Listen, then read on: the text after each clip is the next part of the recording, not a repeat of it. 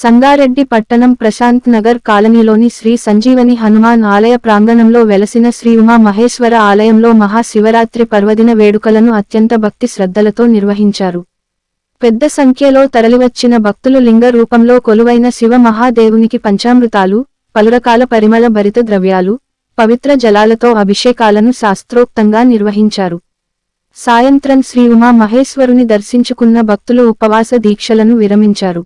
లింగోద్భవ కాలంలో ఆలయ కమిటీ అధ్యక్షులు, స్థానిక కౌన్సిలర్ జీవి వీణా శ్రీనివాసరావు దంపతుల ఆధ్వర్యంలో మహాన్యాసపూర్వక రుద్రాభిషేకాలను జరిపారు.